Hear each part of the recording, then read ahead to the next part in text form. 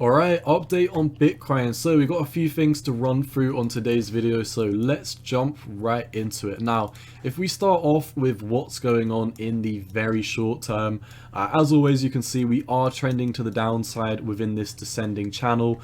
I really do think the bottom is very near for Bitcoin.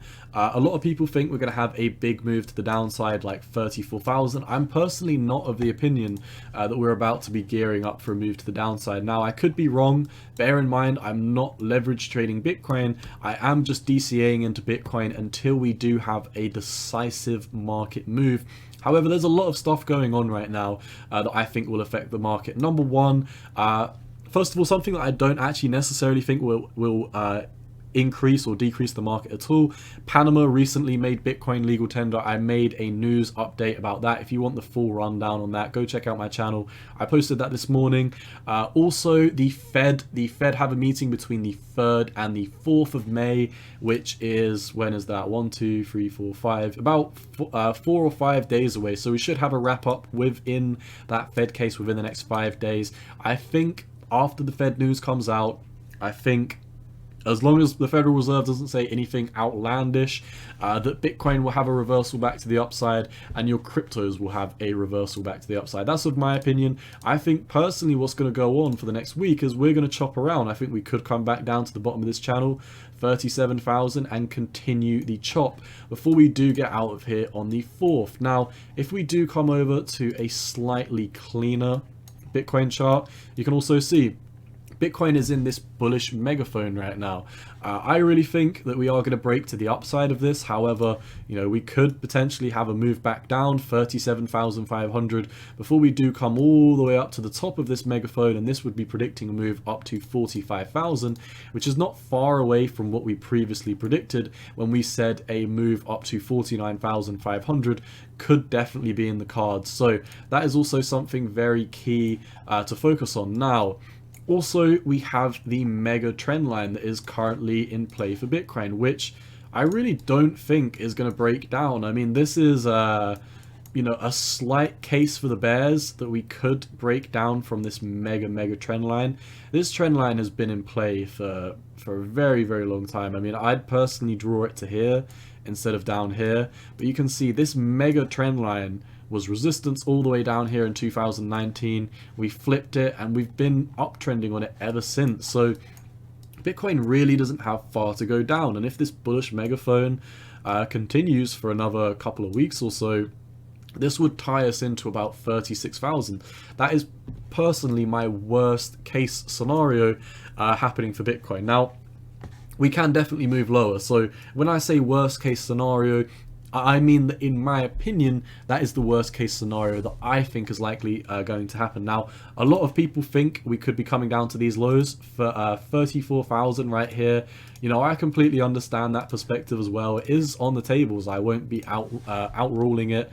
And you can also see 33,000 down here are potential areas where we could bottom on. However, this is such a mega trend line, and you know, we really need to put things in perspective. When you look at Bitcoin right now, when we zoom out, you know, people are freaking out, but we've got higher highs, we've got higher lows, higher lows, higher lows, higher lows. And even if we do move down to 36, we still have higher lows. When we come in, because I see a lot of people comparing this price action to the bear market of 2018. However, I see something completely different. When we come into the bear market of 2018, what do you see? Well, we don't see higher lows and higher highs. In fact, we see a very clear-cut downtrend on the top where we have lower lows. We don't necessarily, or we have lower highs rather. We don't necessarily have very clear lower lows though until we come into our dive off the table, and there's a very key reason for this. If we come over to the total crypto market cap, or better yet, if we come over to the total crypto market cap excluding Bitcoin, and we run back to what was going on in 2018. So you can see, you know, previously we talked about Bitcoin in 2018. It had these pretty flat floors. What I think was going on was people were selling their altcoins to exit or people, sorry, let me rephrase that. People were selling their altcoins to enter Bitcoin because they believed it to be less risky, and obviously that was very much the case. So the altcoin market was progressively putting in lower lows and lower highs, while Bitcoin was only putting in lower lows. It wasn't putting in it was only putting in lower highs. It wasn't putting in lower lows. We had, this very flat formation where we weren't breaking down, we were holding it, and a lot of people thought we were going to hold it, but this was really propped up due to how many people were selling the altcoin market. Now, what is going on with the altcoin market right now? Because we need to make sure that Bitcoin isn't being propped up at the moment of talking about this. And as far as I can tell, in the very, very short term, we are in an uptrend. It gets debatable whether you want to draw it from back here, but then if you were going to include the bearish data from here, I'd say, well, why not include it from all the way back here? And then you can see you've got higher highs on the altcoin market cap, and we've got a very, very clear uptrend of higher lows. So I think this is very important to put this in perspective, the current market cycle compared to what went on in 2018, because in my opinion, these just don't look alike at all. And I see a lot of people saying they look alike, and I completely disagree. I absolutely don't agree whatsoever that what we're seeing right now looks anything like the blow off top we saw in 2018. So that is what I wanted to talk about in terms of comparing the market cycles. Like I said, there's not an awful lot we can talk about in terms of the day-to-day price action. We're really getting chopped up within this range. So for the next couple of days until the Fed meeting between the 3rd and the 4th, expect a lot of choppiness. So in my opinion, for the next 4 to 5 days, it is going to be chop nation. We're going to be getting chopped up left, right, and center. Now, where do I want to finish this video on? Because Bitcoin is still technically bullish. If you do zoom out, we've got these higher lows and higher highs, but here's where things get a little bit shaky. Now, the dollar is still looking very, very bullish. This is super, super worrying that we're seeing continuation on the dollar after we've exited the triple top region. Very, very nasty stuff that we're seeing going on right now. Coinbase is falling off the table. Coinbase is making new lows basically every day. Tesla failed to hold this very key uptrending level of support. If Tesla keeps on heading down, then look at the market cap of Tesla. Tesla's going to drag down a lot of stocks with it. If the stock market's getting dragged down, then I best believe that Bitcoin and the others are going to get dragged down. Facebook actually had a huge rally. They had their quarterly, I believe it was their quarterly earnings report, and it was up approximately 18 to 20% in one day. We didn't see continuation. We're kind of just chopping around. That is probably to be expected after we had a huge rally. I don't really see too much to worry about with Facebook. But in the more macro schemes, we are kind of breaking down. So this is very, very worrying when you see literally, I don't know if they're the biggest company in the world, but I would definitely think they're probably the top 3 biggest companies in the entire world. If not, they're the biggest social media platform in the entire world. Breaking down. It does not look good for the markets when you see that happening. The SPY is breaking down to your last lows. If the stock market SPY continues to break down, it could get very, very ugly for Bitcoin. The Nasdaq also has taken out its last leg. We had a dead cat bounce and we emmed out of this breakdown from the Nasdaq. So while I'm incredibly bullish on Bitcoin, we have to be very, very cautious right now, because what we're seeing with the stock market is absolutely diabolical. And also, finishing off the video, Bitcoin Fear and Greed Index is still in extreme fear. It is at 23. So what do I take away?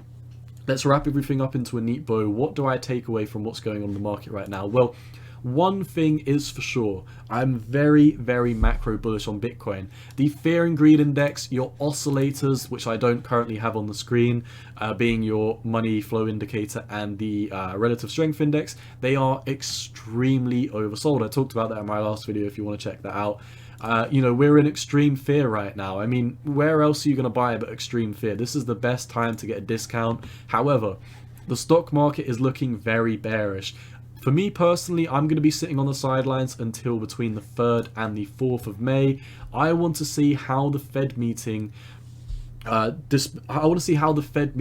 makes the market react. I think it will react positively to neutral to bullish Fed news. However, if the Fed comes out with some BS, or we've got, you know, some worrying things, then, you know, it could be very, very diabolical for Bitcoin and the stock market. So there is a range of opinions that I obviously gave you in this video. I think the main takeaway is, for me personally, I am DCAing so much around these regions. However, there is the possibility in the short term that we could do something like this and wick down to 34,000. It's not my most likely scenario. I think it's more likely we're going to break bullish within the next week or so. However, while the stock market's breaking down in fear, while the Fed meeting is looming, I think it would be very, very good just to sit on the sidelines, take a few days out, not leverage trade every single crypto that we see, and just take it day by day. So as of the time of recording this, we are bearish on the daily time frame.